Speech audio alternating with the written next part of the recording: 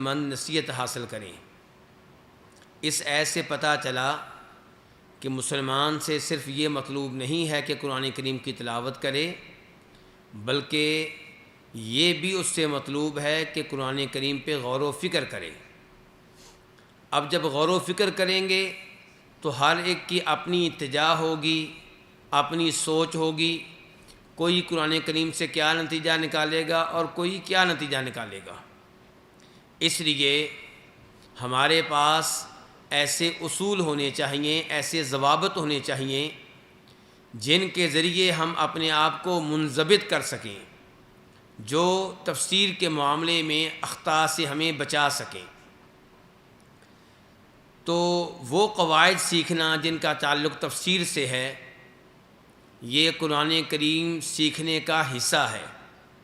یعنی کہ جب آپ یہ کہتے ہیں کہ قرآن کریم سیکھنا چاہیے، تو اس میں یہ بھی آتا ہے کہ قرآن کریم کا معنی و مفہوم سیکھنا چاہیے، اور اس میں یہ بھی آتا ہے کہ وہ قواعد سیکھیں جن کے سیکھنے سے قرآن کریم کے سیکھنے میں آسانی پیدا ہو جائے اور انسان اخطاء سے اور غلطیوں سے محفوظ ہو جائے۔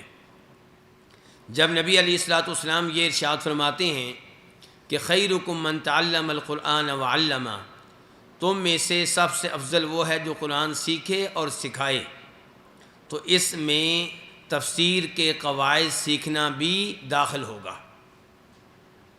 کیونکہ تفسیر کے قواعد سیکھنا اس عمل کا حصہ ہے۔ تو اللہ کے فضل و کرم سے آج ہم قواعد الترجیح عند المفسرین اس عظیم کتاب کا آغاز کرنے جا رہے ہیں، تاکہ آپ اس کتاب کی اہمیت کو جان سکیں۔ اس لیے میں بیان کرنا چاہوں گا کہ یہ کتاب بنیادی طور پہ ایم فل کا رسالہ ہے، یعنی کہ صاحب کتاب نے یہ کتاب لکھی تھی ماسٹر کی ڈگری لینے کے لیے۔ کس یونیورسٹی میں؟ جامعۃ الامام محمد بن سعود الاسلامیہ۔ اور جب اس کا رزلٹ سامنے آیا تو تب ان اساتذہ کا کہنا تھا جنہوں نے مناقشہ کیا، اس رسالے کو پڑھا اور اس کا رزلٹ دیا، کہ اگر ہمارے سعودیہ میں وہ نظام ہوتا جو یورپ میں نظام ہے تو ہم اسی رسالے کو طالب علم کے لیے پی ایچ ڈی کا رسالہ قرار دے دیتے، یعنی کہ اس کو پی ایچ ڈی نہ کرنا پڑتی، کیونکہ رسالہ اتنا عظیم الشان ہے۔ تو یہ بنیادی طور پہ 2 جلدوں میں ہے، لیکن صاحب کتاب سے بار بار کہا گیا کہ آپ اس کا اختصار کریں، کیونکہ فی الحال یہ رسالہ بہت طویل ہے، یہ کتاب بہت لمبی ہے، اسے پڑھانا ممکن نہیں ہے، تو اس لیے آپ اس کا اختصار کریں۔ تو بالآخر چند سال پہلے انہوں نے اس کا اختصار کر دیا تاکہ اس کتاب کو باقاعدہ کلاس میں پڑھایا جا سکے۔ تو اب اس کا نام ہے مختصر قواعد الترجیح عند المفسرین، اور صاحب کتاب کا نام آپ دیکھ رہے ہیں ڈاکٹر حسین بن علی الحربی۔ تو اس میں موضوع کیا ہے؟ قواعد الترجیح۔ قواعد الترجیح کی کیا تعریف ہے، یہ سب کچھ ابھی ہم پڑھیں گے۔ اس سے پہلے میں چاہوں گا کہ ان قواعد کی اہمیت آپ کے سامنے رکھی جائے۔ تو اہمیت کے معاملے میں مدد لوں گا اس کتاب سے جو خود اللہ نے مجھے لکھنے کی توفیق دی، اور یہ بھی ماسٹر کا رسالہ ہے۔ اس میں میرا ایک موضوع ہے اہمیت القواعد التفسیریہ۔ تو یہاں پہ یہ کہا گیا ہے تفسیری قواعد کی اہمیت بیان کرتے ہوئے کہ علماء کرام نے قواعد کی بہت زیادہ اہمیت بیان کی ہے۔ قواعد کی، یعنی کہ مقدمہ اور تمہید میں کیا کہہ رہا ہوں کہ قواعد کی، یہ نہیں کہہ رہا قواعد تفسیر کی، قواعد کی اہمیت بیان کی ہے۔ چنانچہ شیخ الاسلام ابن تیمیہ رحمہ اللہ کہتے ہیں، اب یہ بات کس کی ہے؟ امام ابن تیمیہ کی۔ اور اس سے آپ کو پتہ چلے گا کہ ہمارے پرانے بزرگ جو تھے وہ علم میں اتنے مضبوط کیوں تھے۔ ان کے پاس قواعد ہوتے تھے، اصول ہوتے تھے، انہیں ان کے اوپر عبور ہوتا تھا، اس لیے وہ مار نہیں کھاتے تھے۔ تو شیخ الاسلام فرما رہے ہیں لا بد ان یکون مع الانسان اصول کلیہ یرد الیہا الجزئیات، لیتکلم بعلم وعدل، واجب ہے کہ انسان کے پاس کلی اصول ہو، عمومی اصول.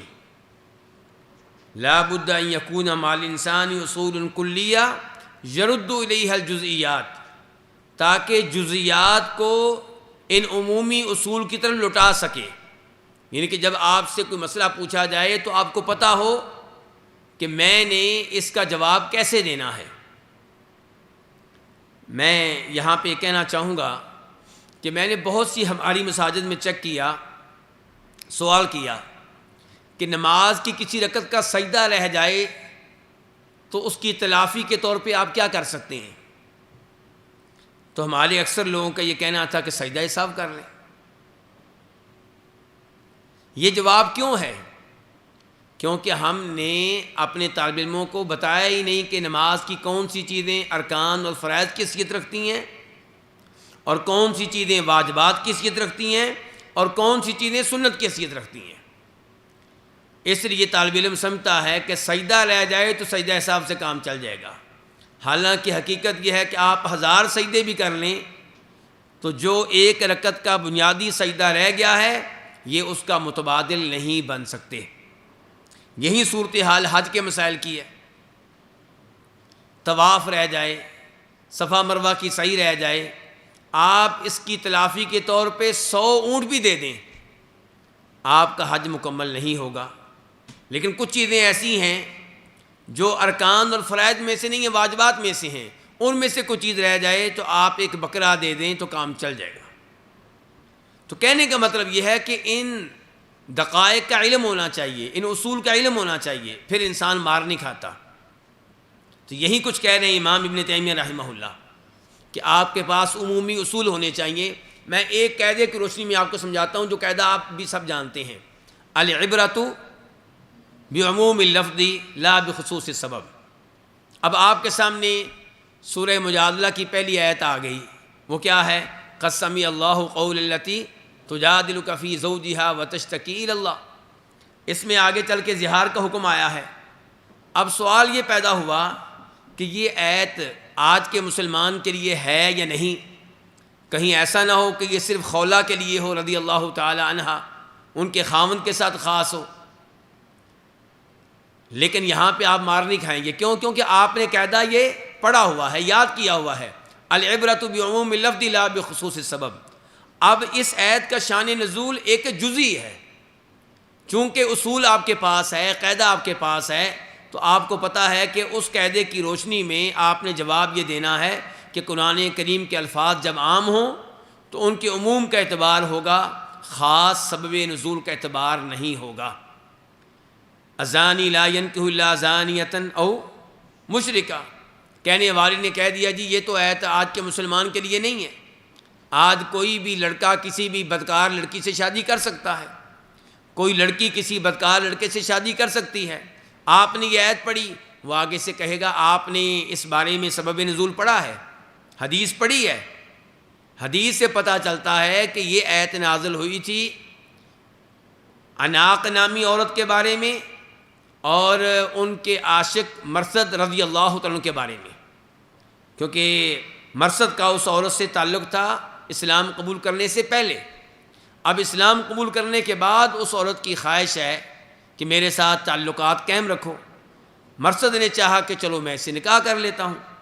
نبی علیہ الصلوۃ والسلام سے سوال کیا تو آپ پہ یہ وحی نازل ہوئی اور آپ نے کہا تم مجھ سے نکاح نہیں کر سکتے. اب آپ کو کوئی بھی لاجواب کر سکتا ہے یہ کہہ کے کہ حدیث میں نے خود پڑھی ہے اور آپ اہل حدیث ہیں. حدیث میں یہ ہے کہ یہ آیت نازل ہوئی ہے عناق کے مسئلے میں، مرثد کے مسئلے میں، آپ اس کو میرے اوپر چشمہ کیوں کر رہے ہیں؟ تو آپ کے پاس چونکہ اصول ہوگا تو آپ کہیں گے العبرۃ بعموم اللفظ لا بخصوص السبب. تو یہی چیز کہہ رہے ہیں امام ابن تیمیہ. یہ جو فی الحال میں نے مثال دی ہے، چونکہ آپ اس اصول کو جانتے ہیں، آپ اس قاعدے کو جانتے ہیں، اس لیے یہاں پہ آپ نے مار نہیں کھائی. لیکن جہاں پہ آپ اصول نہیں جانتے، قواعد نہیں جانتے، ضوابط نہیں جانتے یا میں نہیں جانتا، وہاں پہ ہم مار کھاتے ہیں. تو یہی کچھ امام ابن تیمیہ رحمہ اللہ کہہ رہے ہیں. کہتے ہیں لا بد ان یکون مع الانسان اصول کلیہ، انسان کے پاس عمومی اصول ہونے چاہیے.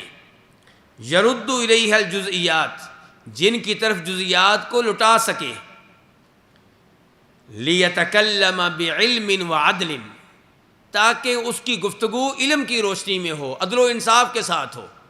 یہ نہیں کہ زہار والی آیت میں کہہ دیا نہیں جی سب کے لیے ہے، لیکن اصول اس کے پاس کوئی نہیں ہے، ایسے ہی تکا مار دیا۔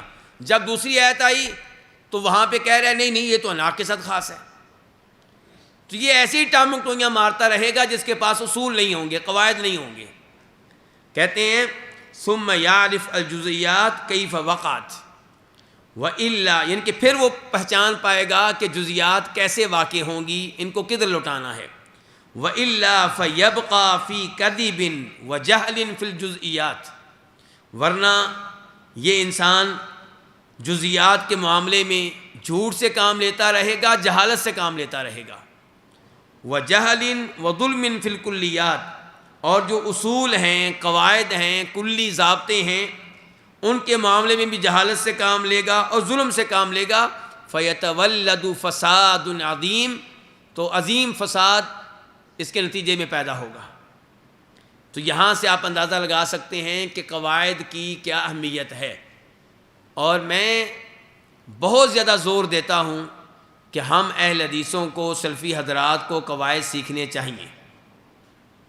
ہمارے دوسرے بھائی وہ ہیں جو قواعد سیکھتے ہیں، اصول سیکھتے ہیں، لیکن وہ اس قدر اصول اور قواعد پہ پکے ہو جاتے ہیں کہ ان کے مقابلے میں اگر حدیث آ جائے تو خبر واحد کہہ کے اس کو نظر انداز کر دیتے ہیں۔ یہ ان کی غلطی ہے۔ اور دوسری طرف ہم ہیں کہ ہم اصول و ضوابط سیکھنے پہ توجہ ہی نہیں دیتے۔ تو جو درمیان کا راستہ ہوتا ہے وہ اعتدال کا راستہ ہوتا ہے، وہ خیر پہ مبنی ہوتا ہے کہ اصول آپ کو آنے چاہیے، ضوابط آپ کو آنے چاہیے، اور پتہ ہونا چاہیے کہ اصول آیا کہاں سے، پتہ ہونا چاہیے کہ ضابطہ ہم نے بنایا کیسے۔ اور پھر اس کے بعد اگر کسی جزئی میں جا کے وہ اصول کسی حدیث سے ٹکرائے تو وہاں پہ آپ اصول کو پیچھے کر دیں گے، حدیث کو سینے سے لگا لیں گے۔ لیکن اس کے علاوہ دیگر مقامات پہ آپ کہیں گے کہ اصول اپنی جگہ پہ برقرار ہے، اس حدیث کی وجہ سے وہ اصول بالکل ختم نہیں ہو گیا، لیکن جہاں جہاں پہ اس اصول اور کسی حدیث میں ٹکراؤ پیدا ہوگا وہاں پہ کیا کیا جائے گا، وہاں پہ حدیث کو لے لیا جائے گا اور اصول کو چھوڑ دیا جائے گا۔ لیکن اس کے علاوہ آپ کے پاس یہ اصول، یہ ضابطے، یہ قواعد ہونے چاہیے۔ ایک اور امام کی طرف آئیں، علامہ عبد الرحمن بن ناصر السعدی۔ یہ شیخ ابن عثیمین رحمہ اللہ کے کیا لگتے ہیں؟ کوئی جانتا ہے آپ میں سے؟ استاد لگتے ہیں۔ شیخ ابن عثیمین نے ان سے بہت علم لیا ہے، اور آپ ان کی کتابیں پڑھیں، بڑی مفید کتابیں ہیں، اور یہ خود قواعد کے ماسٹر تھے۔ ان کی اپنی کتاب ہے القواعد الحسان، یعنی کہ اس کا تعلق بھی قرآن کریم سے ہے، بڑی شاندار کتاب ہے۔ سعودی عرب میں کئی ایک علماء کرام وہ کتاب پڑھاتے ہیں، اس میں بھی قواعد ہیں۔ تو یہ یہاں پہ کہہ رہے ہیں اچھا، پہلے جو امام ابن تیمیہ کی عبارت میں نے آپ کے سامنے رکھی تھی وہ ہے منہاج السنت النبویہ سے، منہاج السنت النبویہ۔ اور آپ میں سے کون بتائے گا منہاج السنت النبویہ اس کتاب کا موضوع کیا ہے؟ جی آپ نے ذرا بیدار رہنا ہے۔ جی جی یہ رافضیوں کے خلاف لکھی گئی کتاب ہے، کسی رافضی نے کتاب لکھی تھی جس میں اس نے بہت سی غلطیاں کی، بہت سی گمراہیاں پھیلانے کی کوشش کی، تو امام ابن تیمیہ رحمہ اللہ نے اس کا رد کیا، اور بڑی شاندار کتاب ہے یہ منہاج السنت النبویہ۔ اب علامہ عبد الرحمن بن ناصر السعدی کی جو عبارت ہے یہ کس کتاب سے ہے؟ ان کی کتاب کا نام دیکھیں آپ، طریق الوصول الی العلم المأمول۔ کتاب کے نام سے بھی آپ سبق سیکھیں، ذرا دیکھیں پورا نام، طریق الوصول الی العلم المأمول بمعرفت القواعد والضوابط والاصول، کہ آپ پہنچ سکتے ہیں اس علم تک جس علم سے آپ نے امیدیں لگائی ہوئی ہیں کہ مجھے ملے، جس علم کے ملنے کی آپ نے امیدیں لگائی ہوئی ہیں اس علم تک آپ پہنچ سکتے ہیں۔ کیسے؟ کہتے ہیں جب آپ کو قواعد کا پتہ ہوگا، ضوابط کا پتہ ہوگا، اصول کا پتہ ہوگا۔ طریق الوصول الی العلم المأمول بمعرفت القواعد والضوابط والاصول، اس کا صفحہ نمبر 5 اور 6۔ تو اس کتاب میں کہتے ہیں وَمَعْلُومٌ أَنَّ الْأُصُولَ وَالْقَوَاعِدَ لِلْعُلُومِ بِمَنْزِلَةِ الْأَسَاسِ لِلْبُنْيَانِ، کہ یہ بات ہر کوئی جانتا ہے کہ اصول اور قواعد یہ علوم کے لیے وہی حیثیت رکھتے ہیں جو حیثیت کسی بھی بلڈنگ کے لیے کس کی ہوتی ہے؟ بنیاد کی۔ بنیاد کے بغیر کوئی بلڈنگ قائم ہو سکتی ہے؟ نہیں قائم رہ سکتی۔ تو کہتے ہیں ایسے ہی کوئی علم آپ کے پاس نہیں رہے گا جب آپ کے پاس اصول اور قواعد نہیں ہوں گے۔ تو کہتے ہیں وَمَعْلُومٌ أَنَّ الْأُصُولَ وَالْقَوَاعِدَ لِلْعُلُومِ بِمَنْزِلَةِ الْأَسَاسِ لِلْبُنْيَانِ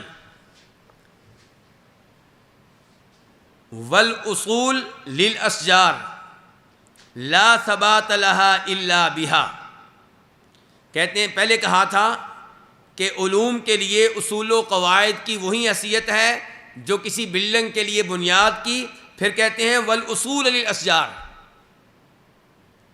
اور اصول و قواعد کی علم کے لیے وہی حیثیت ہے جو کسی درخت کے لیے اس کی جڑوں کی۔ جڑ کے بغیر کوئی درخت قائم نہیں رہ سکتا، جڑ ختم ہو جائے تو درخت کیا ہوتا ہے؟ یا گر جائے گا، خشک ہو جائے گا۔ لا ثبات لہا الا بہا، کوئی بھی علم برقرار نہیں رہے گا مگر اسی وقت جب آپ کے پاس کیا ہوں گے؟ اصول ہوں گے اور قواعد ہوں گے۔ والأصول تبنى عليها الفروع، جب آپ کے پاس قواعد ہوں گے، اصول ہوں گے تو ان کے اوپر فروع قائم ہوں گی۔ جزیات کا علم آپ کو تب ہوگا جب آپ کے پاس قواعد ہوں گے، اصول ہوں گے، ضابطے ہوں گے۔ والفروع تثبت وتتقوى بالاصول، اور یہ جو فروع ہیں یہ آپ کے پاس مضبوط ہو جائیں گی، کن کے ذریعے؟ اصولوں کے ذریعے۔ یعنی کہ کوئی مسئلہ آپ جانتے ہیں جزیات کی شکل میں، آپ کو پتہ ہے یہ مسئلہ بھی ایسے ہے، یہ بھی ایسے ہے، لیکن اگر ان کا اصول آپ کو معلوم ہو جائے تو پھر وہ جزیات آپ کے پاس پختہ ہو جائیں گی۔ وَبِالْقَوَاعِدِ وَالْأُصُولِ يَثْبُتُ الْعِلْمُ، قواعد اور اصول کے ذریعے علم پختہ ہوتا ہے، وَيَقْوَى، مضبوط ہوتا ہے، وَيَنْمِي نَمَاءً مُطَّلِدًا، اور بہت زیادہ بڑھتا ہے۔ وَبِهَا تُعْرَفُ مَآخِذُ الْأُصُولِ، اور اصول کے ذریعے جب آپ اصول جانتے ہوں گے، قواعد جانتے ہوں گے تو اسی علم کے ذریعے آپ کو اصول کے ماخذ کا بھی پتہ چل جائے گا، اصول آئے کہاں سے۔ وَبِهَا يَحْصُلُ الْفُرْقَانُ بَيْنَ الْمَسَائِلِ الَّتِي تَشْتَبِهُ كَثِيرًا، جب آپ اصول جانتے ہوں گے، قواعد جانتے ہوں گے تو بہت سے ایسے مسائل ہیں جن میں آپ کو شبہ لگ جاتا ہے، آپ کو سمجھ نہیں آتی کہ میں اس میں فتویٰ کیا دوں، اس میں فتویٰ کیا دوں، پبلک کو اس میں کیا جواب دوں، اس میں کیا جواب دوں، کیونکہ وہ ملتے جلتے ہیں۔ تو جب آپ کو اصول معلوم ہوں گے تو پھر آپ کو پتہ چلے گا اس میں اور اس میں کیا فرق ہے۔ وہی بات مثال کے طور پہ آپ حج لے لیں، حج کے بارے میں مثال کے طور پہ میں بیٹھا ہوا ہوں، میرے پاس کوئی سوال کرنے کے لیے آیا، جی میرا طواف رہ گیا تھا، میں اب واپس پاکستان آ چکا ہوں، بتائیں کیا حکم ہے؟ میں کہوں گا کہ حج نہیں ہوا آپ کا۔ وہ کہے گا میں کوئی صدقہ خیرات کر دوں، میں نے کہا پھر بھی نہیں ہوگا۔ وہ کہے گا اس کے بدلے مسجد تعمیر کروا دوں، میں کہوں گا پھر بھی نہیں ہوگا۔ اچھا وہی آدمی اگر آ کر مجھ سے پوچھ لے کہ میں رات نہیں گزار سکا مینا میں، مینا کی راتوں میں سے ایک رات میں نہیں گزار سکا، تو میں کہوں گا صدقہ خیرات کر لیں، کام چل جائے گا۔ آپ نے کہنا عجیب بات ہے، ادھر وہ بیچارہ کہہ رہا تھا کہ میں مسجد بنانے کے لیے تیار ہوں، میں 100 اونٹ دینے کے لیے تیار ہوں، اور وہاں پہ کہہ رہے تھے کہ نہیں آپ کا حج نہیں ہوا، اور یہاں پہ اس نے کہا بھی نہیں کہ میں صدقہ خیرات کروں، خود ہی کہہ رہے ہیں کہ چلو کوئی بات نہیں صدقہ خیرات کر دو۔ تو یہ کب آپ کو پتہ چلے گا کہ اس میں اور اس میں کیا فرق ہے؟ جب آپ کو اصولوں کا علم ہوگا کہ کون سی چیزیں حج میں ارکان کی حیثیت رکھتی ہیں اور کون سی چیزیں جو ہیں وہ واجبات کی حیثیت رکھتی ہیں، اور کون سا واجب کتنی چیزوں سے مل کر ایک واجب قرار پاتا ہے۔ کما انہا تجمع النظائر والاشباہ التي من جمال العلم جمعها، اللہ اکبر، کتنے دقیق ہیں ہماری علماء کرام۔ پہلے کہا کہ کئی مسائل ایسے ہیں جو ایک دوسرے کے مشابہ لگتے ہیں لیکن حقیقت میں وہ الگ الگ ہوتے ہیں۔ اصول کا علم ہوگا تو آپ کو پتہ چلے گا کہ یہ کیسے الگ ہیں۔ کہتے ہیں اس کے الٹ کئی ایسے مسائل ہیں جو ایک جیسے ہیں اور آپ کو پتہ نہیں چلے گا کہ وہ ایک جیسے ہیں۔ جب اصولوں کا علم ہوگا تو آپ کو پتہ چلے گا یہ تو ایک جیسے ہیں، یہ تو مسئلہ اسی مسئلے کی طرح ہے، یہ نظیر اس نظیر کی طرح ہے۔ تو یہ دو قول میں نے پیش کیے تھے، کس موضوع پہ کون بتائے گا آپ میں سے؟ ہاں جی لقمان، قواعد کی اہمیت کے بارے میں۔ اچھا اب میں بتانے لگا ہوں قواعد تفسیر کی اہمیت۔ پہلے میں نے جو دو قول پیش کیے ہیں وہ ان کا مطلب یہ ہے کہ قواعد کی اہمیت ہے، حدیث کے قواعد کی اہمیت ہے، تفسیر کے قواعد کی اہمیت ہے، فقہ کے قواعد کی اہمیت ہے، ہر علم کے قواعد کی اہمیت ہے۔ اور اب یہاں پہ تفسیر کے قواعد کی اہمیت، اس میں کئی نقاط ہیں، 5 نقاط ہیں تقریباً۔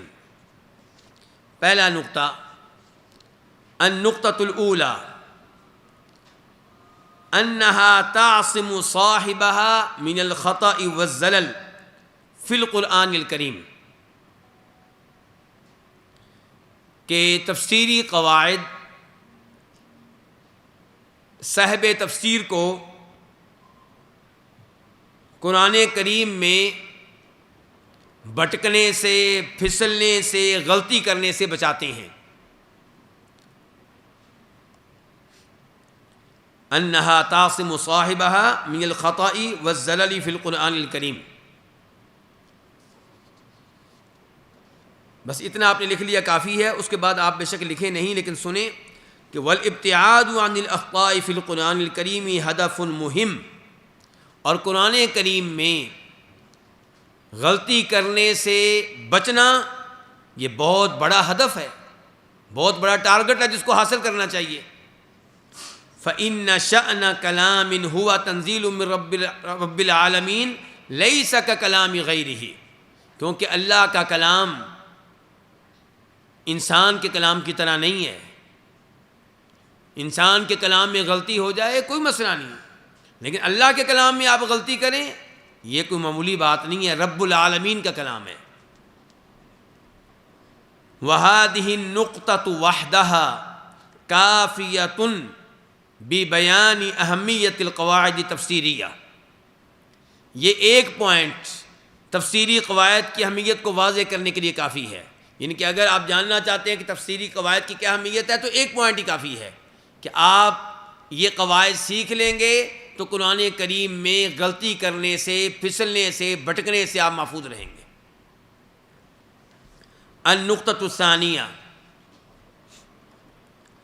ان کل قاعدۃ من هذه القواعد،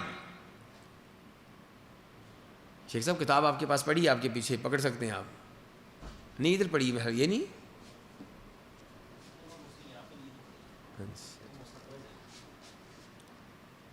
اس صفحہ نمبر 129 ہے۔ اچھا دوسرا نقطہ یہ ہے کہ ان قواعد میں سے ہر قاعدہ سبب بنتا ہے قرآن کریم کی متعدد آیات کو سمجھنے کا۔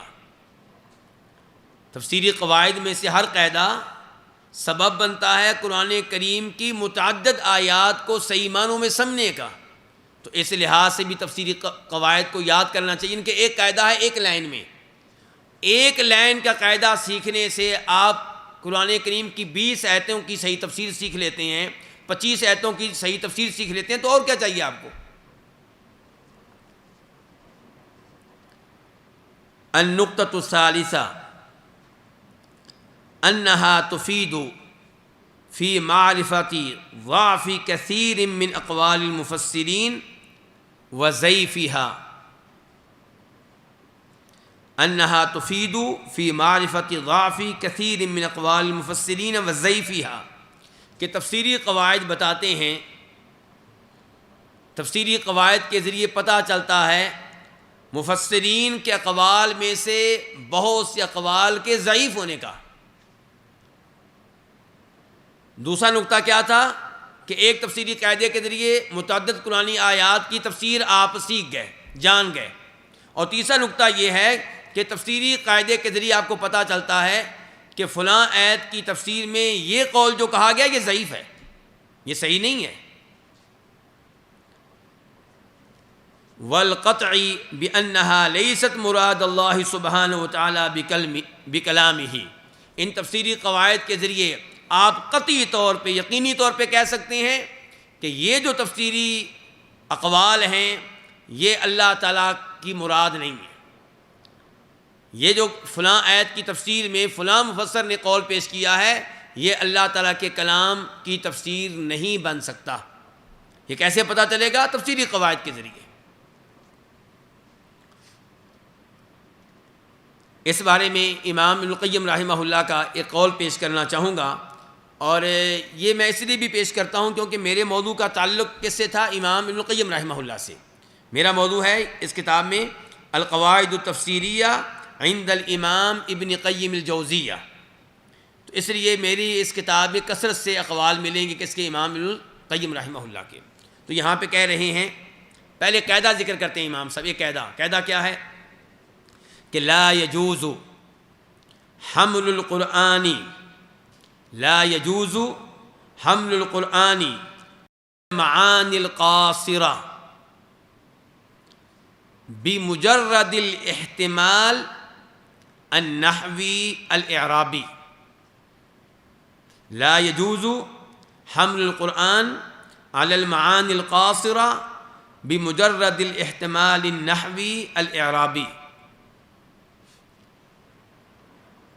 میری کوشش تھی کہ میں یہ 5-6 صفحات پرنٹ نکال کے آپ کے پاس سے لے آؤں، لیکن بس وہ میرا بھی صورتحال معمول پہ نہیں آ سکی، تو اچانک وہ اوراق نہیں تھے، تو اب اس لیے آپ کو لکھنا پڑ رہا ہے۔ تو یہ اس قاعدے کا مطلب کیا ہے؟ دیکھیں کہ قرآن کریم کو قاصر معنی پہ، قاصر معنی کیا ہوتے ہیں؟ ان کے ادھورے معنی، ادھورے معنی جو قرآن کریم کا حق ادا نہ کر سکیں۔ قرآن کریم کو قاصر معنی پہ محمول کرنا جائز نہیں ہے، صرف نحوی اعرابی احتمال کی بنیاد پہ۔ یعنی کہ آپ کہتے ہیں دیکھو جی ترکیب یہ بھی بن سکتی ہے، آپ نے تو وہ ترجمہ بیان کیا ہے، وہ تفسیر بیان کی ہے، میں کہتا ہوں کہ جو قول میں پیش کر رہا ہوں وہ بھی ٹھیک ہے، وہ کہے گا کیسے ٹھیک ہے؟ آپ نے کہیں ترکیب یہ بھی بنتی ہے۔ تو امام صاحب نے خبردار کیا کہ دیکھو یہ کسی عربی شاعر کا کلام نہیں ہے، یہ کسی عربی ادیب کا کلام نہیں، اللہ کا کلام ہے۔ صرف اس وجہ سے کہ تھوڑی سی وہ ترکیب بن سکتی ہے جو آپ کے ذہن میں آئی ہوئی ہے، آپ قرآن کریم کو اس کے اوپر محمول کر دیں، یہ درست نہیں ہے۔ یعنی کہ صرف ترکیب نہ دیکھیں، آپ معنی بھی دیکھیں کہ کیا اللہ تعالیٰ اس آیت سے یہ معنی مراد لے سکتے ہیں؟ قرآن کریم کی دیگر آیات کی روشنی میں، نبی علیہ السلام کی دیگر احادیث کی روشنی میں آپ کو پتہ چل سکتا ہے کہ یہ معنی اللہ تعالیٰ مراد نہیں لیں گے۔ تو اس لیے کہہ رہے ہیں لا يجوز حمل القرآن علی المعانی القاصرہ بمجرد الاحتمال النحوی الاعرابی۔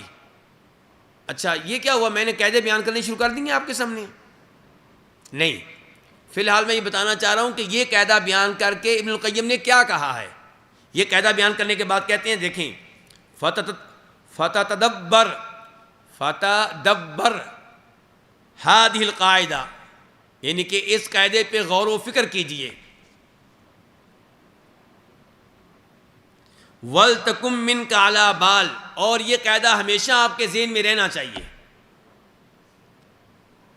فَإِنَّكَ تَنْتَفِعُ بِهَا، آپ کو اس سے بڑا فائدہ ہوگا، یہ قاعدہ آپ کو بڑا فائدہ دے گا۔ کس معاملے میں؟ فی معرفت ضعف کثیر من اقوال المفسرین وضعیفہا، مفسرین کے بہت سے اقوال کے ضعف کو پہچاننے میں اور ان کی غلطی کو پہچاننے میں یہ قاعدہ آپ کو بڑا فائدہ دے گا۔ یہ کون کہہ رہے ہیں؟ امام القیم رحمہ اللہ۔ اگر کسی کے پاس نیٹ ہے تو وہ تھکے نہیں، وہ یہ الفاظ عربی میں لکھے، مجھے امید ہے کہ یہ کتاب گوگل میں موجود ہے تو آپ کے سامنے آ جائے گی، اگر کوئی لکھتے لکھتے تھک گیا ہے تو، ورنہ لکھیں تو اچھی بات ہے، انسان لکھے تو اچھی بات ہے۔ بھیج دی ہے؟ چلیں صحیح ہے جی. وَتَقْطَعْ، اور آپ یقینی طور پہ کہہ سکیں گے کہ انہا لیست مراد المتکلم تعالی بکلامہ، کہ اس قاعدے کی روشنی میں آپ قطعی طور پہ کئی مقامات پہ کہہ سکیں گے کہ یہ معنی جو تم بیان کر رہے ہو، یہ قول جو فلاں مفسر نے بیان کیا ہے، یہ اللہ تعالیٰ کا مراد نہیں ہو سکتا.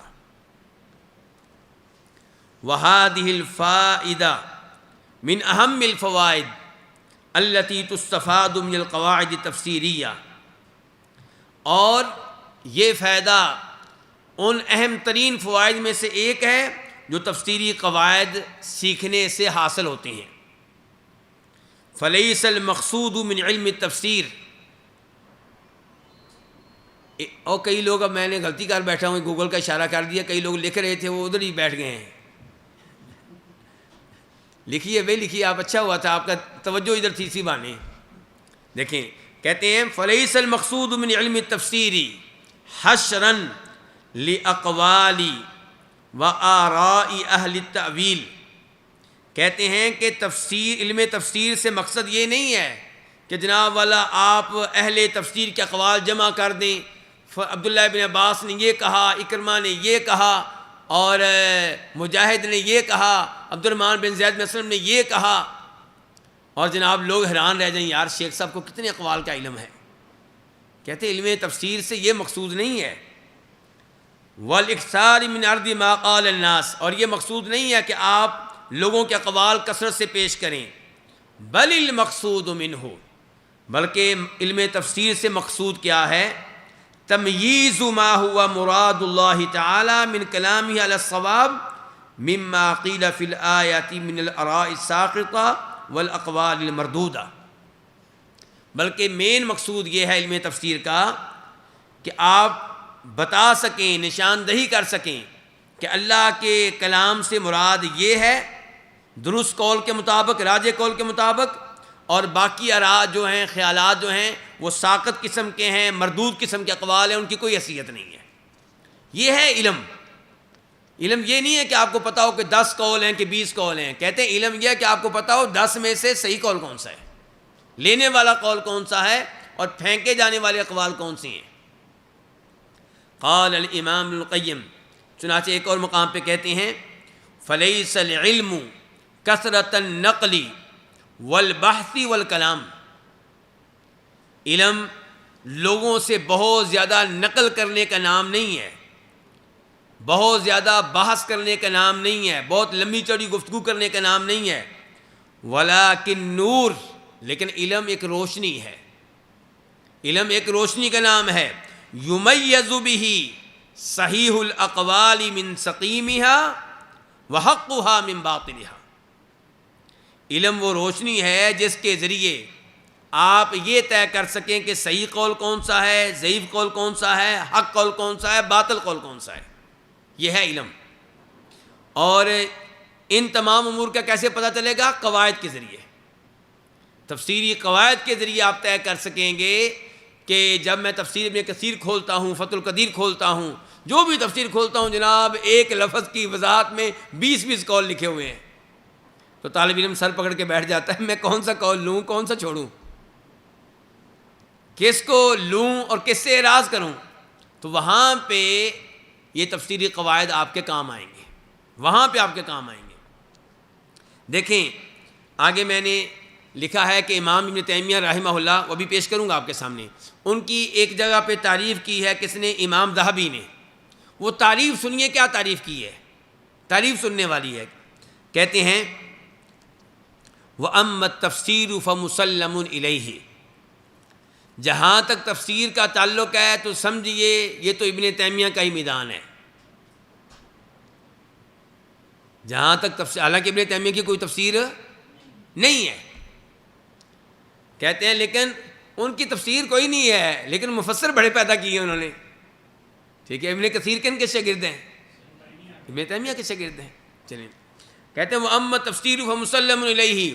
جہاں تک تعلق ہے تفسیر کا تو تفسیر انہی کے سپرد ہے، یہ انہی کا میدان ہے. وَلَهُ فِي اسْتِحْضَارِ الْآيَاتِ مِنَ الْقُرْآنِ وقت اقامت الدلیل بها علی المسئلہ قوت عجیبہ،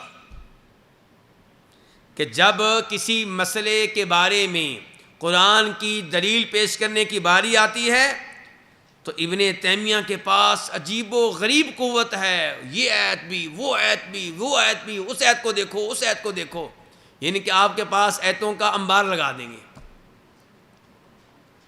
وَإِذَا رَآهُ الْمُقْرِئُ تَحَيَّرَ فِيهِ، اور جب کوئی قرآن کا قاری ان کو دیکھے گا حیران رہ جائے گا کہ کیا قوت ہے ان کے پاس۔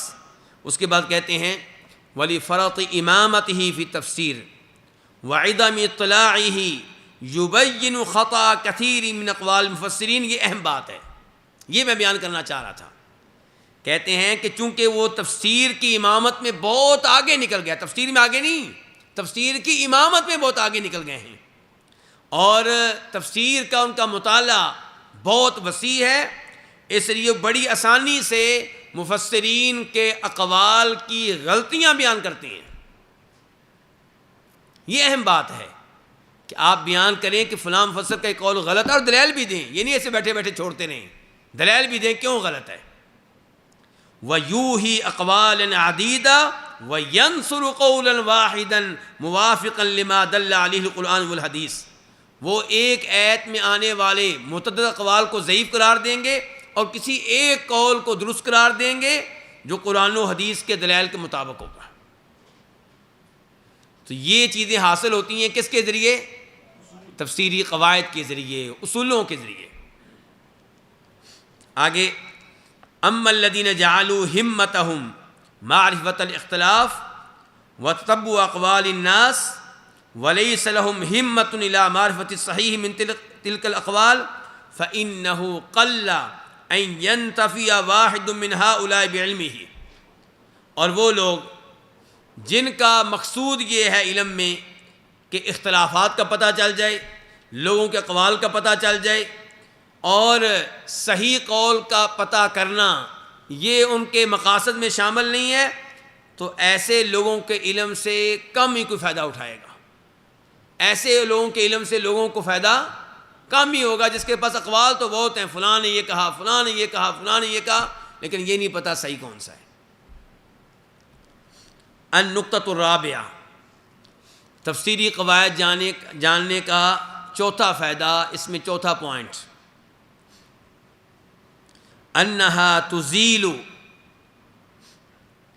اشکالات کثیرہ تشکل علی طوائف کثیرۃ من الناس، کہ تفسیری قواعد جان لینے سے بہت سے ایسے اشکالات کا ازالہ ہو جاتا ہے جو بہت سے لوگوں کو پیش آتے ہیں۔ قرآن کریم کی تفسیر میں بہت سے اشکالات ہوتے ہیں طالب علموں کے ذہنوں میں، کہتے ہیں تفسیری قواعد جان لینے سے ان اشکالات کا بھی ازالہ ہو جاتا ہے۔ چنانچہ امام القیم رحمہ اللہ ایک قاعدہ بیان کرتے ہوئے کہتے ہیں وَهَذِهِ قَاعِدَةٌ جَلِيلَةٌ، یہ قاعدہ جو بھی میں نے بیان کیا ہے، کہتے ہیں بڑا عظیم قاعدہ ہے، من احاط بها زال عنہ اشکالات کثیرہ اشکلت علی طوائف کثیرہ من الناس، جو اس قاعدے کو اچھی طرح سیکھ لے گا، سمجھ جائے گا، اس سے ان بہت سے اشکالات کا ازالہ ہو جائے گا جو اشکالات بہت سے لوگوں کو پریشان کرتے ہیں۔ اور یہ قاعدہ کون سا جو انہوں نے بیان کیا تھا، جس کی روشنی، جس کے بیان کرنے کے بعد یہ بات کر رہے ہیں کہ البر و تقوی میں کیا فرق ہے۔ اپنی کتاب میں بیان کرتے ہیں البر و تقوی میں وتعاونوا البر و تقوی، دونوں الفاظ ایک ساتھ آئے ہیں، تو کیا فرق ہے ان دونوں میں؟ تو یہ پوری گفتگو کرنے کے بعد کہتے ہیں کہ وَهَذِهِ قَاعِدَةٌ جَلِيلَةٌ، یہ بڑا عظیم قاعدہ ہے، جو اس کا احاطہ کر لے گا اس سے بہت سے اشکالات کا ازالہ ہو جائے گا، اور جو میرے جیسا آپ جیسا ہوگا وہ کہے گا پتہ نہیں چلتا، کبھی بر کبھی تقوی، یہ سب ایک جیسے ہی لگتے ہیں، کبھی وہ لفظ بول دیا جاتا ہے، کبھی یہ بول دیا جاتا ہے، اس کو کوئی سمجھ نہیں آئے گی۔ لیکن جو ان ائمہ کرام سے روشنی لے گا، انہوں نے جو قواعد بیان کیے ہیں ان پہ غور کرے گا، تو اس سے ان اشکالات کا ازالہ ہو جائے گا۔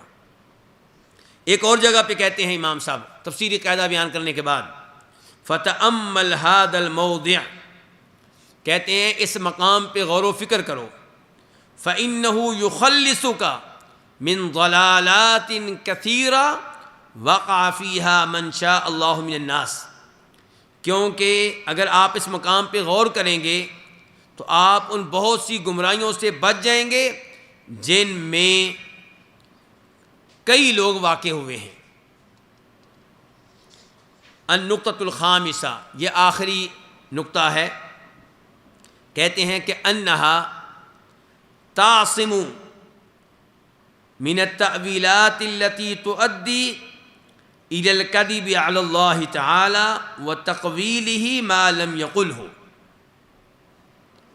انہا تعصم من التأویلات التي تؤدی الی الکذب علی اللہ تعالی وتقویلہ ما لم یقلہ، یعنی کہ اگر آپ تفسیری قواعد جان لیں گے تو آپ ان تعویلات سے بچ جائیں گے جو تعویلات در حقیقت اللہ پہ جھوٹ بولنے کے مترادف ہیں اور اللہ کی طرف وہ چیزیں منسوب کرنے کے مترادف ہیں جو اللہ نے کہی نہیں ہیں۔ آپ قرآن کی جب غلط تفسیر بیان کرتے ہیں، تعویلیں کرتے ہیں، تو اس کا مطلب ہے کہ آپ کہنا چاہتے ہیں اللہ کے اس کلام کا مقصد یہ، آپ کہنا چاہتے ہیں اللہ کا مقصد یہ، اللہ کا، جبکہ اللہ کا مقصد نہیں ہوتا۔ تو آپ اللہ پہ جھوٹ باندھ رہے ہوتے ہیں، آپ اللہ کی طرف وہ چیزیں منسوب کر رہے ہوتے ہیں جو اللہ نے نہیں کہی ہوتی، اور یہ بہت بڑا جرم ہے۔ صورتحال تو یہ ہے کہ نبی علیہ الصلوۃ والسلام کی طرف کوئی چیز منسوب کی جائے جو آپ نے نہیں کہی تو وہ جرم ہے، چاہے جائے کہ آپ اللہ کی طرف وہ چیزیں منسوب کریں جو اللہ نے نہیں کہی۔ تو کیسے بچ سکتے ہیں آپ اللہ کی طرف وہ چیزیں منسوب کرنے سے جو اللہ نے نہیں کہیں؟ تفسیری قواعد کے ذریعے۔ آپ ہمارے عام پنجابی خطیب حضرات کو لے لیں، ان میں سے اکثر ایسے ہیں، کئی ماشاءاللہ بہت اچھے ہیں اور ان کا ہم احترام کرتے ہیں، دل سے محبت کرتے ہیں، لیکن اکثر ایسے ہیں جو اپنی طرف سے ہی قرآن کی آیت پڑھتے پڑھتے اس کی تفسیر میں اپنی طرف سے چھوڑتے چلے جائیں گے۔ یعنی کہ انسان ڈرتا ہے کہ میں رب اللہ کی طرف منسوب کیا چیزیں منسوب کر رہا ہوں، جبکہ جو ڈرنے والے لوگ ہوتے ہیں، ابھی مجھے کل میسج آیا، ایک خاتون ہیں، ان کا بہت اچھا تعلق ہے علم سے، قرآن و حدیث سے، ان کی اچھی خاصی عالمہ ہے ماشاءاللہ۔ ان کا مجھے میسج آیا، وہ پریشان ہیں اپنے کسی رشتہ دار کے بارے میں، مجھ سے کہہ رہی ہیں کہ آپ پلیز ان سے رابطہ رکھیں، ان کی اصلاح کی کوشش کریں، وہ اللہ کے بارے میں ایسی ایسی باتیں کہہ جاتا ہے، مجھے ڈر لگتا ہے۔ تو یہ صورتحال میرے بھائیوں تھوڑی بہت مجھ میں اور آپ میں بھی پائی جاتی ہے۔ ہم کئی دفعہ قرآن کی تفسیر بیان کرتے کرتے کچھ ایسی چیزیں درمیان میں کہہ جاتے ہیں جو اس قرآن کی تفسیر کا حصہ نہیں ہوتی، اور پبلک کے سامنے ہم اس انداز میں پیش کر رہے ہوتے ہیں گویا کہ قرآن کی تفسیر ہیں۔ تو اس لیے یہ تعویلات سے اور ان چیزوں سے بچنا چاہیے۔ اچھا، اب امام صاحب یہاں پہ کیا کہتے ہیں؟ قال الامام القیم بعد ان ذکر القاعدة التي تفید ان حمل کلام اللہ تعالی علی المصطلحات الحادثہ نوع من انواع التأویل الباطل، امام صاحب نے ایک قاعدہ بیان کیا جس قاعدے سے پتہ چلتا ہے کہ اللہ کے کلام کو نئی چیزوں پہ محمول کرنا یہ باطل تعویلات کی اقسام میں سے ایک قسم ہے۔ مثال کے طور پہ جی اس کی میں مثال دیتا ہوں، کسی نے بتایا تھا واللہ عالم کہ یہ جو کمپنی ہے یو فون، ان کی جب افتتاحی تقریب ہوئی تو جن قاری صاحب کو بلایا گیا تلاوت کے لیے، انہوں نے تلاوت کیا کی تھی؟ یو فون ابی نظری۔ اچھا، یو فون کیا یہ اللہ کے رسول کے زمانے میں موجود تھا؟ تو یہ آپ قرآن کو کس چیز پہ محمول کر رہے ہیں؟ نئی چیزوں پہ، یعنی کہ قرآن کریم کو آپ ان معانی پہ محمول کر رہے ہیں جو سرے سے موجود ہی نہیں تھے۔ تو یہ انتہائی کبھی حرکت ہے اور یہ تعویل ہے، باطل قسم کی تعویل۔ تو یہ اس بارے میں اصول بیان کرنے کے بعد، اور یہ فلاسفہ نے کام کیا بہت زیادہ، فلاسفہ نے بہت کام کیا ہے، قرآن کریم کے الفاظ کو اپنی مصطلحات پہ محمول کرتے رہتے ہیں۔ اچھا، یہاں پہ دیکھیے، اب امام صاحب کہتے ہیں وَهَذَا مَوْضِعٌ زَلَّتْ فِيهِ أَقْدَامُ كَثِيرٍ مِّنَ النَّاسِ، یہ ایسا مقام ہے جہاں پہ بہت سے لوگوں کے پاؤں پھسل گئے ہیں۔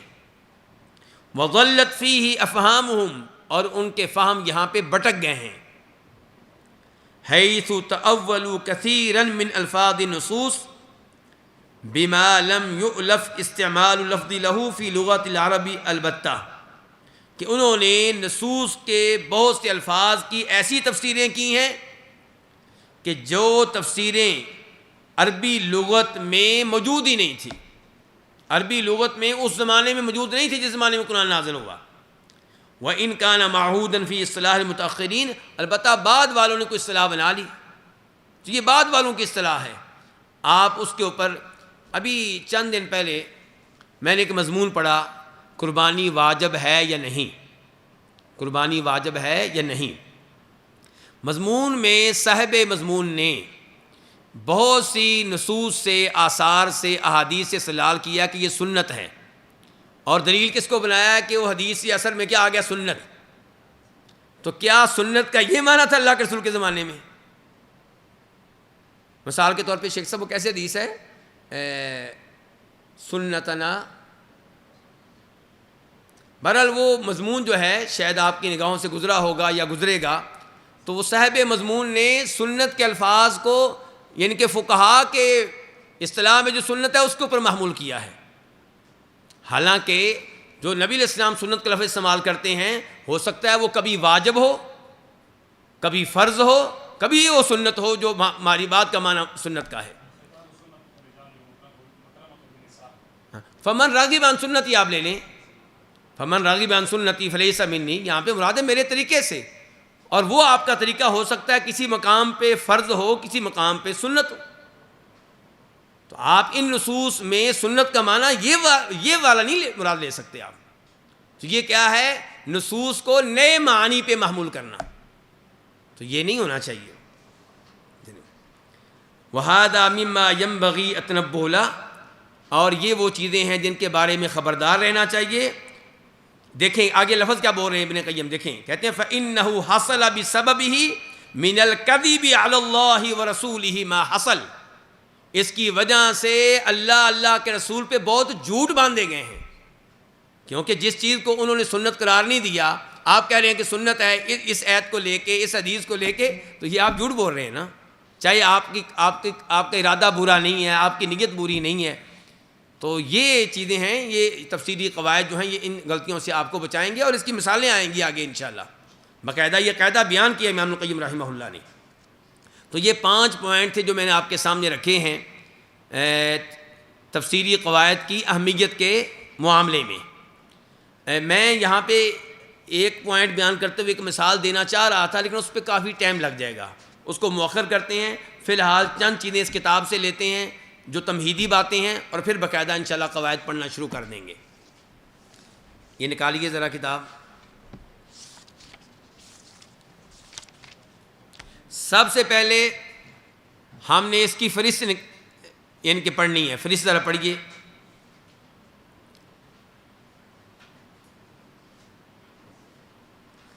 اچھا، یہ آج میں آپ کے سامنے تقریباً 7 قاعدے پڑھوں گا۔ یہ 7 قاعدے جو ہیں آپ نے زبانی یاد کرنے ہیں، چاہے آپ کو مطلب آتا ہو نہ آتا ہو، رٹا لگانا ہے طوطے کی طرح۔ جیسے حافظ قرآن پہلے قرآن حفظ کرتے ہیں، حفظ کرتے ہوئے یہ نہیں سوچتے اس کا معنی کیا ہے، وہ بعد میں دوسرا مرحلہ ہوتا ہے۔ تو یہ 7 قاعدے مجھے امید ہے کہ آپ کو زبانی یاد ہوں گے، اور آئندہ درس میں میں ساتھ ساتھ آپ سے کسی نہ کسی مناسبت سے سنتا رہوں گا۔ یہ زبانی یاد ہوں گے تو پھر صحیح معنوں میں یہ علم ہمارے پاس آئے گا، زبانی یاد نہیں ہوں گے تو یقین جانیے یہ علم ہمارے پاس نہیں آئے گا۔ اچھا دیکھیے، اب انہوں نے پہلے نمبر پہ ان قواعد کو کئی فصول میں تقسیم کیا ہے، تو ہم پہلی فصل پڑھتے ہیں۔ پہلے الفصل الاول قواعد الترجیح المتعلق بالنص القرآنی، یہ المتعلقہ ہونا چاہیے، کیا ہونا چاہیے؟ المتعلقہ، قواعد الترجیح المتعلقۃ بالنص القرآنی، ترجیح کے وہ قواعد جن کا تعلق کس سے ہے؟ نص قرآنی سے ہے۔ اچھا، اس میں جو قاعدہ ہے یہ میں بار پڑھوں گا، اور آپ زبریں زیریں لگا لیں تاکہ غلط نہ سنائیں، بعد میں جب آپ سے قاعدہ پوچھا جائے تو آپ غلط نہ سنائیں۔ کیا ہے؟ پہلا قاعدہ لا تصح دعوى النسخ فی آیۃ من کتاب اللہ الا اذا صح التصریح بنسخها او انتفى حکمها من کل وجہ. یہ دیکھیں یہ بڑا عظیم قاعدہ ہے.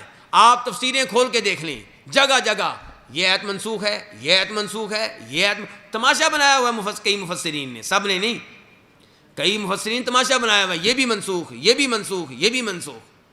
تو اب یہ قاعدہ جب آپ کے پاس ہوگا تو آپ سمجھ جائیں گے کہ یہ منسوخیت کے دعوے غلط ہیں. آپ سمجھ جائیں گے کہ منسوخیت کے دعوے کیا ہیں؟ غلط ہیں. جو قاعدہ زمانی یاد کرنا ہے کیا ہے کہ نسخ کا دعویٰ درست نہیں ہے قرآن کریم کی کسی بھی آیت میں، الا مگر یہ کہ اذا صح التصریح بنسخها، جب اس آیت کے منسوخ ہونے کی صراحت ثابت ہو جائے، او انتفى حکمها من کل وجہ، یا اس کے حکم کی ہر اعتبار سے نفی ہو رہی ہو، یعنی کہ اس آیت کا جو حکم ہے دوسری آیت اس کی ہر لحاظ سے نفی کر رہی ہو، جمع کرنا ممکن نہ ہو، تو پھر آپ کہیں گے جی لگتا ہے کہ منسوخ ہے، ورنہ نہیں. یہ پہلا قاعدہ ہے. اس کے بعد الفصل الاول میں المبحث الاول قواعد الترجیح المتعلقۃ بالقراءات ورسم المصحف. میں جب آپ سے سنوں گا میں اس کے اوپر زیادہ دیر نہیں لگاؤں گا، بس میں نے اتنا کہنا ہے کہ محترم انس صاحب آپ وہ قواعد سنائیں جن کا تعلق قراءات اور رسم المصحف سے ہے. بس کتنے قاعدے ہیں یہ دیکھیں، 1 2 3 4. تو اس انداز سے میں نے سننے آپ سے. اچھا اب دیکھیں پہلا قاعدہ کیا ہے، اذا ثبتت القراءۃ القرآنیہ، زبریں زیریں غلط نہیں پڑھنی، اذا ثبتت القراءۃ القرآنیۃ فلا يجوز ردها او رد معناها وهي بمنزلة آیۃ مستقلہ. کہ قرآنی قرأت جب ثابت ہو جائے تو اس کو رد کرنا جائز نہیں ہے. امام ابن جریر الطبری بہت بڑے امام ہیں، اور ہم حقیقت ہے یہ اوپر سے الفاظ نہیں ہیں، دلی الفاظ ہیں کہ ہم سب ان کے پاؤں کی خاک کے برابر بھی نہیں ہیں. اتنا عظیم امام، اتنا عظیم مفسر، لیکن کمال صرف کس کے لیے ہے؟ اللہ کے لیے. وہ کئی مقامات پہ کہہ جاتے ہیں، وہ جناب 2-3 قراتیں آتی ہیں تو وہاں پہ وہ راجے مرجو کے چکر میں پڑ جاتے ہیں اور کہتے ہیں یہ قرات راجے ہے. حالانکہ قرات جب ثابت ہو جائیں تو پھر راجے مرجو کے چکر میں نہیں پڑتے، پھر کہتے ہیں وہ بھی قرات ہے، وہ بھی قرات ہے، ہم اس کو بھی مانتے ہیں، ہم اس کو بھی مانتے ہیں. تو وہ کئی دفعہ بسا اوقات یہ چیز ان پہ یعنی کہ ان کے بارے میں نوٹ کی گئی ہے.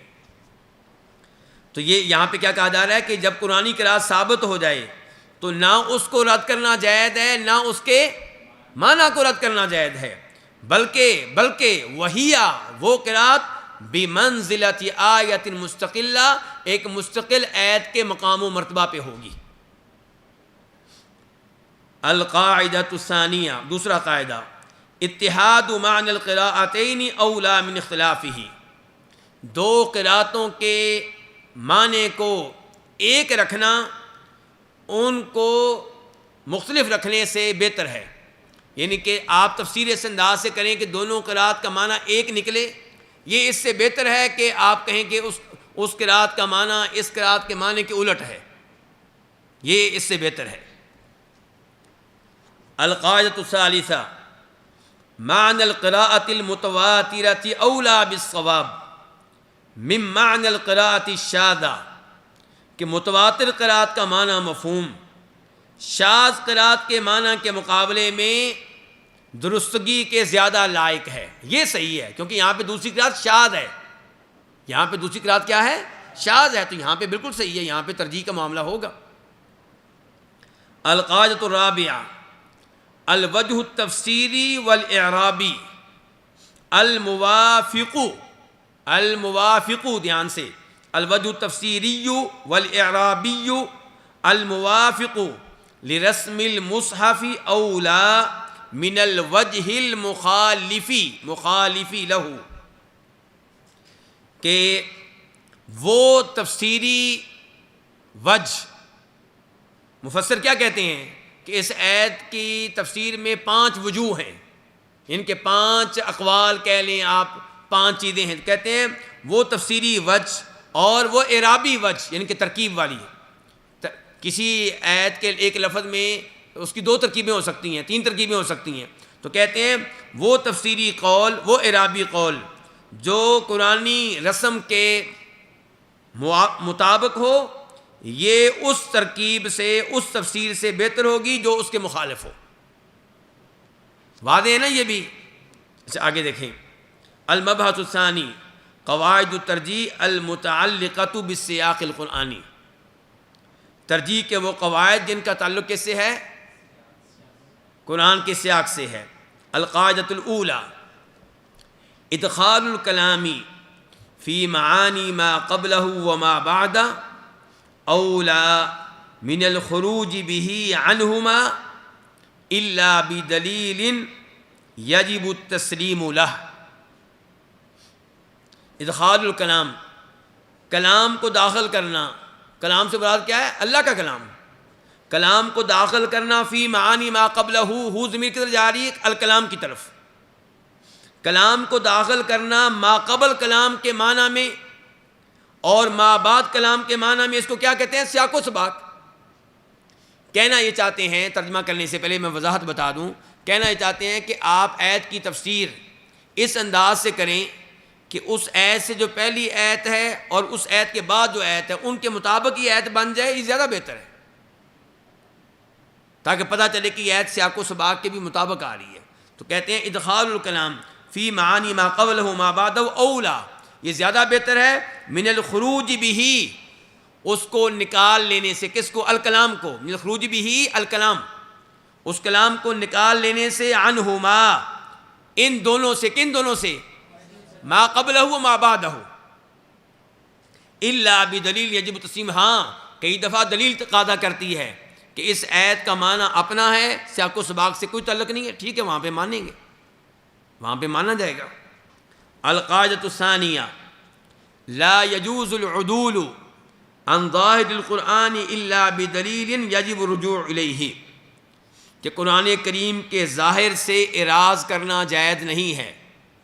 قرآن کریم کے ظاہر سے اعراض کرنا، قرآن کریم کے ظاہر سے ہٹنا یہ جائز نہیں ہے، الا یہ کہ کوئی دلیل مل جائے، اور دلیل بھی ایسی ہو کہ یجب الرجوع الیہ، جن کو ماننے پہ انسان مجبور ہو جائے، جن کے قابل اعتماد دلیل ہو.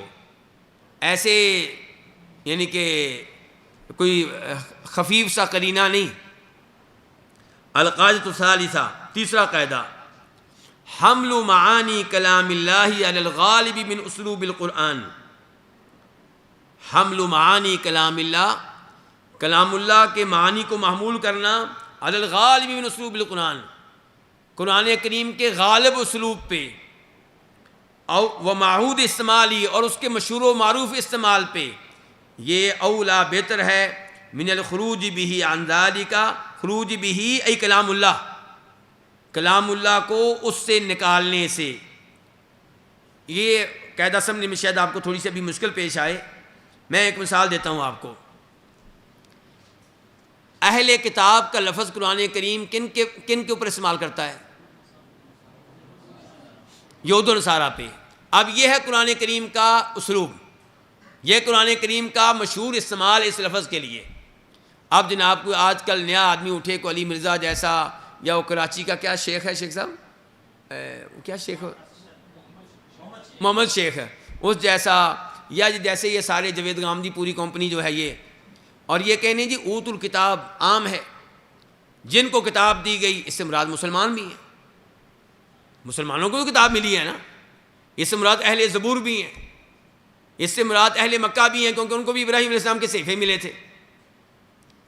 تو ہم کہیں گے نہیں، یہاں پہ قاعدہ ہم یہ پڑھیں گے اس موقع پہ کہ حمل معانی کلام اللہ علی الغالب، کہ قرآن کریم کا عام اسلوب کیا ہے کہ اس لفظ کو استعمال کرتا ہے یہودیوں عیسائیوں پہ بس.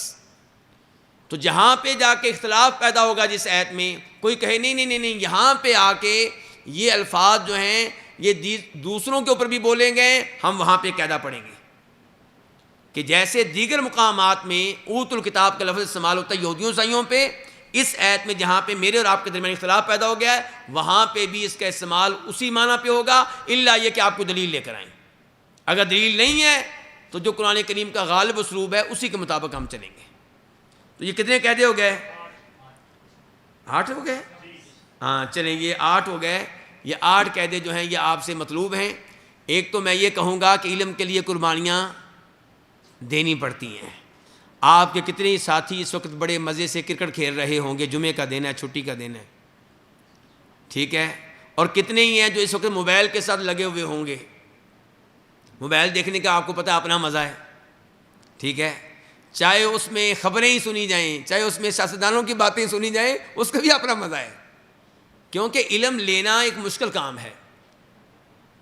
وہ کیا کہا تھا سلف میں سے کسی نے کہ آپ یہ سمجھیں کہ علم بھی مل جائے اور جسم کو راحت بھی ملتی رہے، سکون بھی ملتا رہے، لا یستطاع العلم براحت الجسد، تو یہ ممکن نہیں ہے.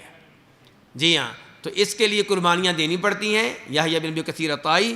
تو آپ یہ نہیں کہ اس درس میں آئے ہیں اور اگلے درس میں آپ غائب ہوں، بلکہ اگلے درس میں آپ کے ساتھ 2 لڑکے اور بھی ہوں.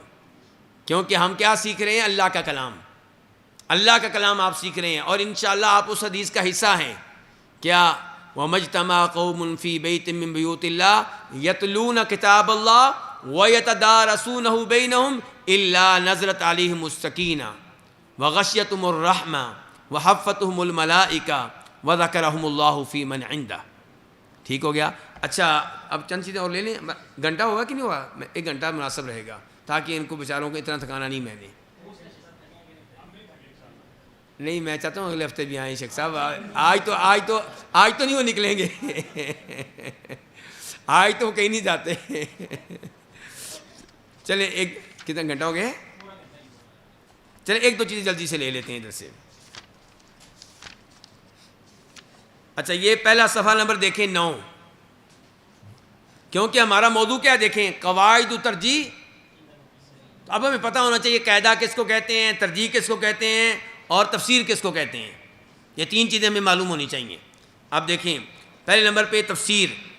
علم یعرف بہ، بولیے ذرا، علم یعرف بہ فہم کتاب اللہ المنزل علی نبیہ محمد صلی اللہ علیہ وسلم و بیان معانی. یہ وہ علم ہے جس کے ساتھ پہچان ہوتی ہے کس چیز کی؟ اللہ تعالیٰ کی کتاب کی فہم کی. و بیان معانی ہی، اور اس سے کیا ملتا ہے؟ قرآن کریم کے معنی کا بیان. واستخراج احکام ہی و حکم ہی، اور اس کے ذریعے حاصل ہوتے ہیں قرآن کریم کے احکام اور قرآن کریم کی حکمتیں، کہ اللہ نے یہ بات کہی، اس کی کیا حکمت ہے، اللہ نے کہا وقیم الصلاۃ، اس سے کیا حکم معلوم ہو رہا ہے. تو یہ ہے تفسیر. یہ جو تفسیر ہے یہ کس کی ہے؟ نیچے دیکھیں البرہان فی علوم القرآن، کس کی؟ امام زرکشی کی. اگرچہ یہ تفسیر جو یہ تعریف جو ہے بہت لمبی چوڑی ہے، اس کو بہت مختصر کیا جا سکتا ہے، اس میں طوالت ہے، اتنا کافی تھا. دیکھیں علم یعرف بہ فہم القرآن الکریم. یہ 4-5 الفاظ جو ہیں یہ نہیں ہونے چاہیے تھے، کیونکہ تعریف میں کیا مطلوب ہوتا ہے؟ جامع معنی. کوئی فالتو لفظ نہیں آنا چاہیے، اور کوئی لفظ رہنا نہیں بھی چاہیے جس کی وجہ سے کوئی اور چیز شامل ہو جائے.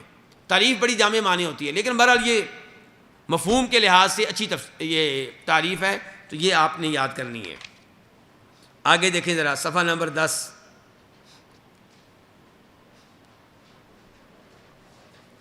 تعریف الترجیح مل گیا آپ کو؟ آخری لائن، یہ آخری لائن پوری یاد کرنی. دیکھیں تقویت احد الاقوال فی تفسیر الآیہ، آیت کی تفسیر میں آنے والے اقوال میں سے کسی ایک قول کو کیا قرار دینا؟ بولیے، قوی قرار دینا. صفحہ نمبر 10 آخری لائن، صفحہ نمبر 10. کیا ہوا بھائی؟ کو اور ایڈیشن آپ کا کیا چکر ہے؟ آپ لوگوں کو مل گیا نا؟ مل گیا ان کو شیخ صاحب؟ چلیں چلیں دیکھیں شیخ صاحب یہ قواعد و ترجیح ہے، دھیان سے مختصر. اچھا نہیں، میں نے کہا 2 جلدوں والی بھی ہے نا شیخ صاحب، شاید وہ نہ نکالی ہو. چلیں دیکھیں تقویت احد الاقوال فی تفسیر الآیہ، آیت کی تفسیر میں آنے والے اقوال میں سے کسی ایک کو کیا قرار دینا؟ مضبوط.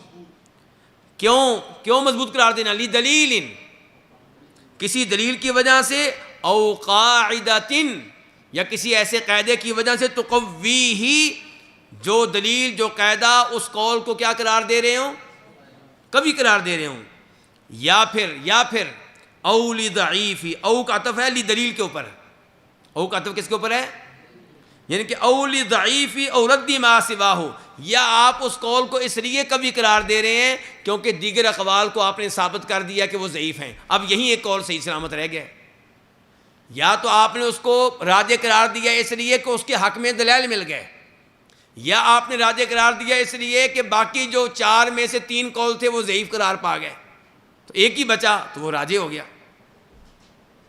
کہتے ہیں فقولی، میرا یہ کہنا لتضعیف او رد ما سواہ لانہ، کیونکہ اذا ضعف غیرہ من الاقوال، جب اس کے علاوہ اقوال ضعیف قرار دے دیے گئے تو صار ذلک حصرا للصواب فیہ، تو یہ کیا ہو گیا، یہ اس قول کو درست قول میں منحصر کرنا ہو گیا، یعنی کہ پھر راجح قول صرف اور صرف اسی میں آ گیا، باقی کی طرف امید نہ رہی۔ وہذا من اوجہ ترجیح دینے کی شکلوں میں سے ایک شکل یہ بھی ہے کہ آپ اس لیے کسی چیز کو راجح قرار دیں کہ باقی چیزیں ضعیف ثابت ہو گئی ہیں۔ اچھا، اب قاعدہ کی تعریف، یہ صفحہ نمبر 11 پہ، حکم اغلبی ینطبق علی معظم جزئیاتہ، قاعدہ اس اغلبی حکم کو کہتے ہیں، کس کو، اغلبی حکم۔ کاش یہ بات سمجھ آ جائے لوگوں کو۔ معذرت کے ساتھ ہمارے حنفی بھائی اگر اس چیز کا خیال کرتے نا تو وہ قواعد اور اصول میں بڑے ماہر ہیں، بس یہ راستہ باقی رہنا چاہیے، حکم اغلبی، کہ ضروری نہیں جو قاعدہ آپ نے بنایا ہے وہ ہر چیز پہ فٹ آ جائے، نہیں، آپ کا قاعدہ اگر 99% جزیات پہ بھی فٹ آ گیا تو ٹھیک ہے، قاعدہ ہے، ضروری نہیں کہ آپ کا قاعدہ 100% جزیات پہ فٹ آئے، اگر 99% پہ فٹ آ گیا تو وہ بھی کیا ہے، قاعدہ ہے، حکم اغلبی، کلی نہیں کہا، کئی دفعہ قاعدہ کلی ہوگا اور کئی دفعہ کیا ہوگا، اغلبی ہوگا۔ حکم اغلبی ینطبق علی معظم جزئیاتہ، کہ یہ وہ حکم اغلبی ہے جو چسپاں ہوتا ہے اپنی معظم جزئیات پہ، اکثر سے بھی اوپر کا لفظ ہے معظم۔ اچھا، اس کے بعد دیکھیں جی، اب یہ تعریف کرنے لگے ہیں قواعد ترجیح کی، اسی صفحے پہ آخری 2-3 لائنیں جو ہیں، ہی ضوابط، یہ مل گیا نا آپ کو، ہی، اب یعنی کہ پہلے تعریف تھی قاعدے کی، اس سے پہلے تھی ترجیح کی، اب قواعد ترجیح کی اکٹھی تعریف کیا نکلی پھر، کہتے ہیں ہی ضوابط و اسس اغلبیہ، یہ وہ اغلبی ضابطے اور بنیادیں ہیں، یتوصل بہا، جن کے ذریعے پہنچا جاتا ہے کہاں، الی معرفت الراجح من الاقوال المختلفۃ فی تفسیر کتاب اللہ تعالی، اللہ کی کتاب کی تفسیر میں آنے والے مختلف اقوال میں سے راجح قول کی معرفت تک جن ضوابط کے ذریعے پہنچا جا سکے ان کو کہتے ہیں قواعد ترجیح۔ واضح ہے یہ بھی؟ آگے چلیے ذرا، موضوع قواعد ترجیح، موضوع اقوال المفسرین المختلفہ، موضوع کیا ہے، مفسرین کے مختلف اقوال۔ قواعد ترجیح کا موضوع کیا، کون سے اقوال ہیں، وہ اقوال جن میں اختلاف ہو۔ قواعد ترجیح کا موضوع مفسرین کے وہ اقوال ہیں جن میں کیا ہو، اختلاف ہو، اقوال مفسرین المختلفہ فی تفسیر کتاب اللہ۔ اچھا، اب اس کے بعد غایت قواعد ترجیح، ترجیح کے جو قواعد ہیں ان کا مقصود کیا ہے۔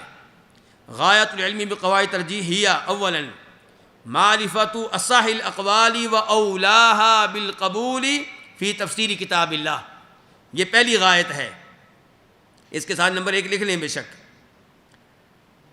کہ معرفت، جاننا، اصح الاقوال، کس قول کو، جو صحیح ترین قول ہو، و اولاها بالقبول، اور جو لینے کے زیادہ لائق ہو، قبول لینا، جو قول لینے کے زیادہ لائق ہو، فی تفسیر کتاب اللہ، بس اتنا کافی ہے، فی تفسیر کتاب اللہ۔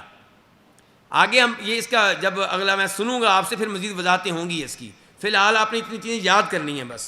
آگے نمبر 2، تصفیۃ و تنقیۃ کتب التفسیر مما قد علق ببعضها، کتب تفسیر کو صاف کرنا، پاک کرنا.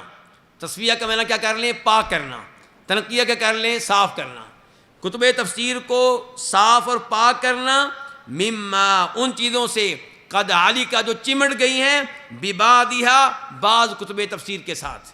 وہ کیا چیزیں جو چمٹ گئی ہیں؟ من اقوال شاذہ، شاذ اقوال، او ضعیفہ یا ضعیف اقوال، او مدسوسہ یا وہ اقوال مدسوسۃ فیہا جن کو داخل کیا گیا. مدسوسہ کا معنی کیا کہیں گے؟ جن کو داخل کیا گیا. فیہا ان میں، کن میں؟ کتب تفسیر میں. کیوں داخل کیا گیا ہے؟ لمذہب عقدی، کسی خاص عقدی مذہب کو کا دفاع کرنے کے لیے یا اس کو درست ثابت کرنے کے لیے.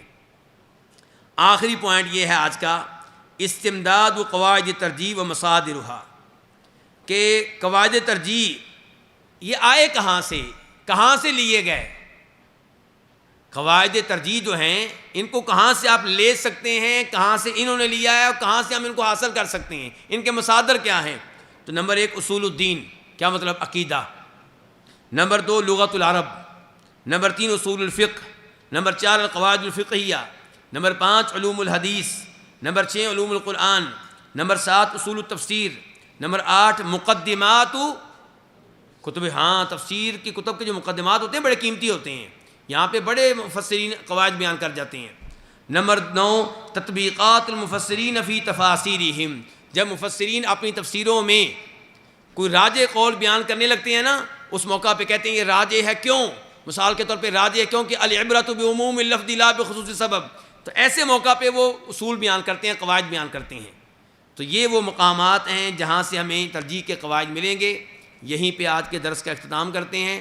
لیکن معذرت کے ساتھ میں ایسے طالب علم چاہتا ہوں، میں خود بھی طالب علم ہوں آپ کے ساتھ، لیکن ایسے طالب علم جو سبق یاد کر کے بھی آئیں. صرف سننے والے طالب علم جو ہیں وہ نہیں چاہیے، یاد کرنے والے چاہیے. جو یاد کریں گے انہی کو آگے صحیح سمجھ آئے گی. جب آگے قواعد آئیں گے، جب تطبیق دینے کی باری آئے گی، یاد ہوں گے تو کام چلے گا، نہیں یاد ہوں گے تو کوئی فائدہ نہیں ہوگا. ویسے فائدہ ہوگا، 1 گھنٹہ آپ بیٹھے ہیں ماشاءاللہ دین کی مجلس میں، اس چیز کا فائدہ ہوگا، اس کی برکت بھی ہوگی. لیکن یہ ہے کہ باقاعدہ آپ کو طریقہ آ جائے تفسیر کرنے کا، تفسیری اقوال میں ترجیح کا، تو یہ یاد کیے بغیر ممکن نہیں ہے. وہ کیا کہا تھا جی؟ فاحفظ فکل حافظ امام.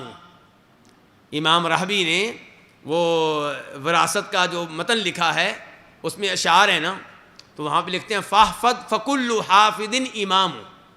یاد کیجئے، جو یاد کرے گا وہ امام بنے گا. فاحفظ فکل حافظ امام. اس لیے آپ سے درخواست ہے کہ ان کو یاد کر کے آئیں. ہم نے آپس میں یہ تو ابھی میں گزارش کروں گا کوئی ایسی شکل بنائی جائے کہ سب کے چہرے صحیح نظر آئیں، ٹھیک ہے؟ تو انشاءاللہ پھر مزہ آئے گا پڑھنے پڑھانے کا. اللہ رب العزت مجھے بھی اور آپ کو بھی توفیق دے، مجھے بھی اور آپ کو اخلاص دے، اور ہمارے سینے اللہ تعالیٰ قرآن کے لیے، تفسیر قرآن کے لیے کھولے، اور اللہ تعالیٰ ہمیں اخطاء سے محفوظ رکھے.